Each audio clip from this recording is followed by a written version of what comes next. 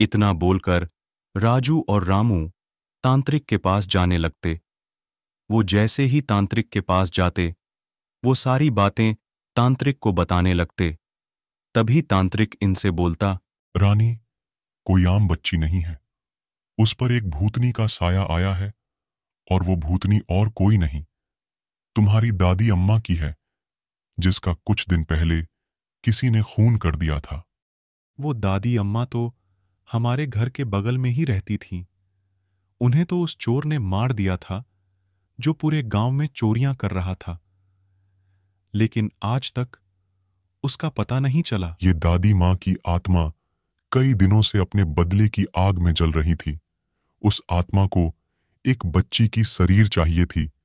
जब रानी और राजू खेल रहे थे, तभी दादी माँ की आत्मा रानी में घुसी। रानी ठीक कैसे होगी तांत्रिक बाबा?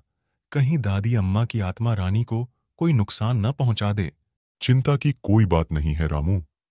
दादी अम्मा जैसे ही अपना बदला पूरा करेगी, वो रानी के शरीर को आजाद कर देगी। तुम आराम से घर जाओ, तुम्हें सभी सच्चाई देखने को मिल जाएगी। तांत्रिक के इतना बोलते ही राजू और रामू अपने घर की तरफ निकल लेते, और वहीं दादी माँ की आत्मा आग बबूला होकर रघु को खोज रही होती। कहाँ हो रघु?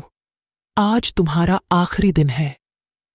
तुमने बहुत लोगों का घर बर्बाद किया है, बहुत लोगों की खुशियां छीनी हैं। तुम्हारे वजह से कितने लोगों की मेहनत की कमाई तुमने चोरी की है। तुम चोरी में इतने अंधे हो गए कि तुमने मेरा खून भी कर दिया। आज मरने के लिए तुम तैयार हो जाओ। ये इतना बोलकर जादू करती, जिससे रघु गायब होकर दादी अम्मा के पास आ जाता। मैं अचानक यहाँ कैसे आ गया? मैं तो अपने घर में आराम से सो रहा था। और रानी बेटी, तुम यहाँ क्या कर रही हो?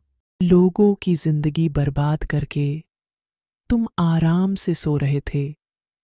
आज मैं तुम्हें जिंदगी भर के लिए आराम देने वाली हूं। आज तुम्हें तुम्हारी सारी गलती की सजा मिलने वाली है। इतना बोलते ही दादी अम्मा रघु पर हमला कर देती, जिससे कुछ देर में ही रघु जलकर वहीं भस्म हो जाता। फिर दादी अम्मा सभी गांव वालों को पूरी सच्चाई बताती और रानी के शरीर को आजाद करके यहां से चली जाती।